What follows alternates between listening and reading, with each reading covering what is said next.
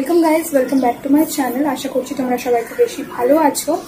আর আজকে যেহেতু তোমাদের সাথে অনেকদিন পরে দেখা হচ্ছে, তো আমি আজকে ভাবলাম যে তোমাদের সাথে আমি আমার পুরো দিনটা শেয়ার করব। আজকে কি করলাম সবটাই তোমরা দেখতে পাবে।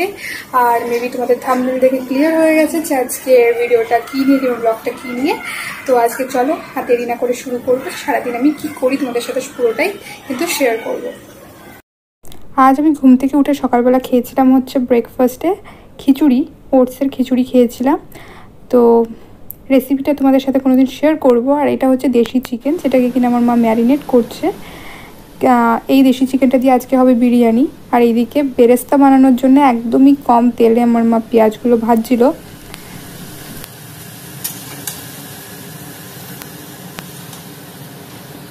বেশ অনেকটা টাইম পর গিয়ে রান্নাঘরে দেখলাম যে পেঁয়াজগুলো পুরো কমপ্লিটলি ভাজা হয়ে গেছে।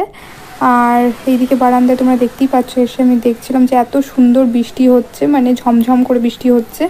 তো তার সাথে বিরিয়ানি হবে, মানে খুবই এক্সাইটেড আমি ছিলাম। তারপরে এসে দেখলাম যে মার অলরেডি মানে চাল ভেজানো ছিল, তো বিরিয়ানির ভাত অলরেডি বসানো হয়ে গেছে। তো দেখতেই পাচ্ছ এর মধ্যে অলরেডি তেল, তারপরে গরম মশলা, গোটা গরম মশলা দিয়ে দিয়েছে, তারপরে ভাত উপর দিয়ে দিল। অ্যান্ড ফাইনালি এবারে আমাদের মাংসগুলোকে কষানো হচ্ছে কড়াইতে। তো এর ডিটেল রেসিপিটা আমি ভাবছি যে একটা শর্টস বানিয়ে তোমাদের সাথে শেয়ার করব, যে মাংসগুলো এখন কষানো হচ্ছে। আর অনেকটাই জল বেরিয়েছে মানে এই দেশি চিকেনের মাংসে। তারপরে মা ফাইনালি মানে চান করে এসে বাকিটা করছিল। চিকেনটা অলরেডি দেখো এখানে হয়ে গেছে, কষানো হয়ে গেছে, পুরো বিরিয়ানি চিকেনটা রান্না হয়ে গেছে। আর এইদিকে ভাতটাও পুরো প্রিপেয়ার হয়ে গেছে। এবারে শুরু হবে আমাদের লেয়ারিং। তো ভাতটা মা আগে গামলায় ঢেলে নিয়েছে, এবারে এই গামলা থেকেই ভাত নেবে। আর হচ্ছে প্রেশার কুকারের মধ্যে দিয়ে মানে আমরা দম দেবো, তাই জন্য বিরিয়ানি ওইভাবেই করা হবে। এখানে সব ইনগ্রিডিয়েন্টস রাখা হয়ে গেছে, কেওড়ার জল, মিঠা আতর, তারপরে দুধের মধ্যে কেশর, তারপরে বেরেস্তা, এখানে ভাত। আর এবারে লেয়ারিং স্টার্ট করবে হচ্ছে আমার মা। দেখো হাঁড়িতে এখন এগুলো চিকেন সব কিছু সাজিয়ে দিয়েছে। এর আগেও অনেক কটা লেয়ারিং করেছে, যেটা কিনা আমি আর ভিডিও নিইনি। এখন চলছে হচ্ছে ফাইনাল লেয়ারিং। আমাদের পুরো রাইসের ফাইনাল লেয়ারিং হয়ে গেলেই এখন জাস্ট দমে বসিয়ে দেওয়া হবে। আর আমি খুবই মানে এক্সাইটেড, বিকজ অনেক দিন পর আমি বিরিয়ানি খাবো। তো ফাইনালি মানে আমাদের বিরিয়ানির সব লেয়ারিং শেষ। আর এখন প্রেশার কুকারটা আটকিয়ে দেবে, কিছুক্ষণ দম দিয়ে দেবে, তাহলেই হয়ে যাবে হচ্ছে আমাদের ফাইনাল বিরিয়ানি। দেখো বিরিয়ানি এখন রেডি। আর এটা হচ্ছে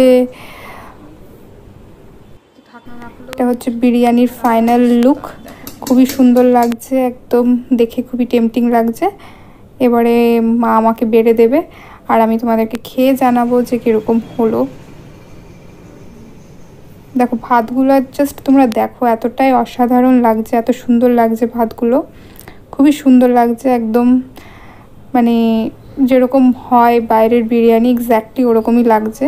জাস্ট চিকেনের পিসগুলো একটু ছোট হয়ে গেছে, বিকজ দেশি চিকেন। মানে আমি অলরেডি বেড়ে দেওয়ার পরে রান্নাঘরেই খাওয়া শুরু করেছিলাম বিরিয়ানিটা, তারপরে পরে গিয়ে আরাম করে বসে খেলাম।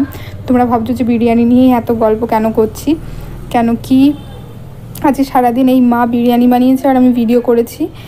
তো এটাই হচ্ছে আমি সারাদিনে করেছি, তাই জন্যে আর অন্য কিছু মানে তোমরা আমাকে করতে দেখছো না এই ভিডিওতে। যাই হোক, তারপর টেবিলে বসে বিরিয়ানি খাওয়া শুরু করলাম, তার সাথে মার সাথে একটু কথাবার্তা বলছিলাম আর বিরিয়ানিটা খেয়ে নিলাম। আর খুবই সুন্দর হয়েছিল বিরিয়ানির টেস্টটা। আর দেশি চিকেন দিয়েও তোমরা কোনোদিন বিরিয়ানি ট্রাই করতে পারো। আমি খেয়ে আমি নিচ্ছিলাম হচ্ছে কিছুটা রেস্ট। তারপরে মা, বাবা আর আমি চলে গেলাম হচ্ছে, যেহেতু রথ ছিল তো আমরা চলে গেলাম হচ্ছে রথের মেলা। তো এই ভিডিওটা একটু আগেই রেকর্ড করা হয়েছিল। তো তোমরা আশা করি আমাদের এখানকার মেলা দেখে বুঝতে পারবে যে কতটা ভিড় হয়। মানে খুবই সুন্দর মেলা এখানে বসে রথের। তো তোমাদেরকে মেলার ভেতরটা সব কিছু ঘুরিয়ে দেখাবো যে কীরকম কী। আশা করছি তোমাদেরও কিন্তু খুবই ভালো লাগবে মেলাটা দেখে। এইদিকে দেখো পাশ দিয়ে অনেক গাছেরও মানে এবার গাছেরও অনেক কালেকশন এসছে, ফুল গাছ। এবারে এখানে নামটা লেখা রয়েছে, তোমরা দেখলেই বুঝতে পারবে যে দেখো ভেতরে জাস্ট দেখো যে এতটা ভিড় হয়েছে। আর এমন কোনো স্টল নেই যে এই মেলাতে আসেনি, মানে সব ধরনেরই স্টল এখানে চলে এসছে এই মেলাতে, মানে সব পাওয়া যাচ্ছিল, মিষ্টির দোকান থেকে শুরু করে এভরিথিং, জিলেপি, গজা, পাঁপড়, খাজা, মানে তারপরে ঝুড়ি ভাজা, বাদাম, এমন কোনো দোকান ছিল না যে ছিল না, ওখানে আসেনি। তারপরে নাগরদোল্লা, তারপর বাচ্চাদের জন্য মানে বিভিন্ন ধরনের নাগরদোল্লা, তারপরে অনেক কিছুই ওখানে এসেছিলো। তারপরে অনেক গেমস খেলার অপশান ছিল, যেরকম এখানে দেখো বন্দুক দিয়ে যে বেলুনগুলো ফাটায়, তারপরে এখানে ওই যে রিংগুলো ফেলতে হয় যেখানে মানে ডিফারেন্ট কাইন্ডস অফ গেমস এখানে এসেছিলো। তারপরে এখানে তুমি দেখতে পাচ্ছ খাওয়ার স্টলের কোনো অভাব নেই, ফ্রাইড পটেটো থেকে শুরু করে চাট, ঘুগনি, মানে বিভিন্ন রকম খাবার দাবার সবই এসেছিলো হচ্ছে এই মেলায়।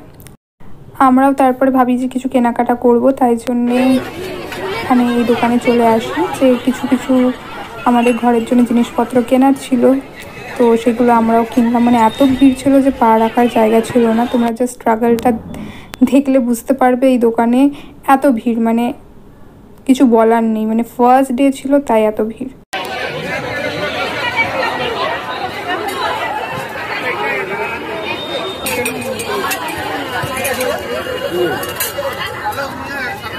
মাছ দেখো কিরকম কোয়ালিটি,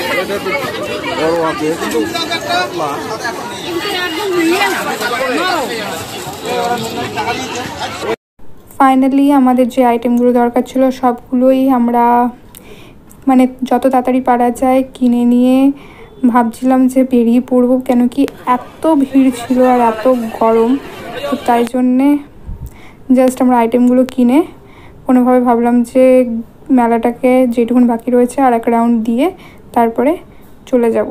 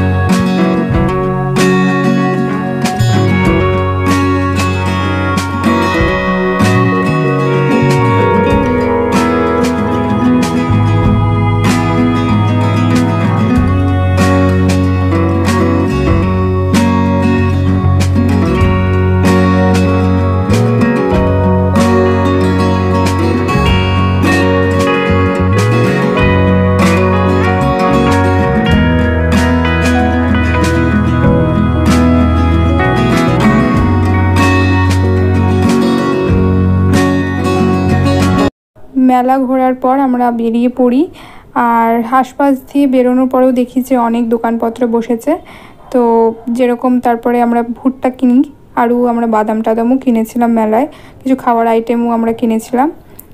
আশা করছি যে তোমাদের আজকের ব্লগটা খুব ভালো লাগছে, আর তোমরা কমেন্ট করে জানাবে যে তোমাদের ওখানে কোনো রথের মেলা হয় কিনা, কিংবা এরকম কিছু হয় কিনা। তো আমাদের এখানে তো খুবই সুন্দর এরকম একটা মেলা হয় প্রতি বছর, তো এবছর যেহেতু কোনো এক্সাম কোনো কিছু টেনশন ছিল না, তো ভাবলাম যে ভিডিও বানাই তোমাদের জন্যে। কিছু দূর হেঁটে আসার পরে মানে মন্দির যেখানে মেইন রথ এসছে, মানে জগন্নাথ, মানে মাসির বাড়ি হচ্ছে এটা, তো এখানে এসছে হচ্ছে জগন্নাথ, তো জগন্নাথ দেব এখানে এসছে। আর তোমরা জাস্ট মন্দিরের পাশে রাস্তার ভিড়টা দেখো, যে এতটাই ভিড় হয়েছে যে মনে হচ্ছে দুর্গাপুজো থেকে বেশি ভিড়, মানে পা রাখার জায়গা নেই, আমরা এইটুকুনি রাস্তায় হচ্ছে ক্রস করতে পারছিলাম না।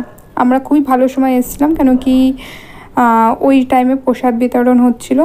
আর এখানে দেখো সবাই রথের চারিপাশ দিয়ে ঘিরে ধরেছে জাস্ট দড়িটাকে ছোবে বলে, আর জগন্নাথের পায়ে নমস্কার করবে প্লাস প্রসাদ নেবে, তাই জন্য সবাই পুরো ঘিরে ধরেছে। আর এদিকে জাস্ট তোমরা ভিড়টা দেখো, মানে এতটা ভিড় যে মানে পা রাখার জায়গা নেই। এটা হচ্ছে সেই মন্দিরটা, দেখো কত সুন্দরভাবে সাজানো হয়েছে। এখানে এখন মাসির বাড়িতে থাকবে জগন্নাথ দেব হচ্ছে 1 উইক। তো এখানে এই দেখো আমরা খুবই ভালো সময় এসেছিলাম যখন রথ থেকে জগন্নাথ, বলরাম ও সুভদ্রাকে নামানো হচ্ছিল। আর ভিড়ে দেখো মানুষজন প্রায় মারপিট করছে যে একবার করে ছোবেন, আশীর্বাদ নেবে। আর আমরা যেহেতু খুব ভালো সময় গেছিলাম বলে আমরা এটা দেখতে পারলাম, রথ থেকে নামানো। আর এটা হচ্ছে মন্দিরের ভেতরটা, দেখো যে মানুষ ছোঁয়ার মানে একবার জাস্ট ছুঁয়ে আশীর্বাদ নেবে বলে কীরকম মানে মারপিট লাগিয়ে ফেলেছে। এটা হচ্ছে একটা কালী মন্দির, আর এখানে অনুষ্ঠানও হয় এই টাইমে, খুবই সুন্দরভাবে সাজানো হয়। তারপরে পুরো ঘোরার পরে আমরা কি করলাম, একটা টোটো করে নিলাম। টোটো করে আমরা বাড়ির দিকে ফিরতে লাগলাম। তো তোমরা রাস্তাটা দেখলেও জাস্ট বুঝতে পারবে যে কীরকম ট্রাফিক জমে গেছে জাস্ট এই জায়গাটাতে। রাস্তাটা যে খুবই ন্যারো সেরকম ব্যাপার না, কিন্তু খুব বেশি ট্রাফিক হয়ে গেছিলো। পাশ দিয়ে দেখো এক সাইডে গাড়ি চলছেই না, একদম লাইন লেগে গেছে গাড়ির। তো আমরা ফাইনালি ঘরে পৌঁছে গেলাম। ঘরে পৌঁছিয়ে যাওয়ার পরে তোমাদেরকে দেখাই যে দেখো বাদাম কিনেছিলাম আমি, তারপরে এই জিনিসগুলো কিনে এনেছি, পরে তোমাদের সাথে শেয়ার করব। বাতাসা পেয়েছিলাম পুজোর প্রসাদ হিসাবে, রাত্রে রুটিও কিনে আনা হয়েছিল। আর হচ্ছে এটা হচ্ছে জগন্নাথ দেবের প্রসাদ, যেটা আমরা তার পরের দিন পাই, দীঘা জগন্নাথ ধামের প্রসাদ। তো এর মধ্যে একটা গজা ছিল আর একটা প্যাড়া, দুটোই খুব সুন্দর খেতে। আর হচ্ছে এরকম জগন্নাথ, বলরাম ও সুভদ্রার একটা ছবি, আর যে পুরো মন্দির, নতুন মন্দিরটা নির্মাণ করা হয়েছে, বানানো হয়েছে, তারও খুব সুন্দর একটা ছবি।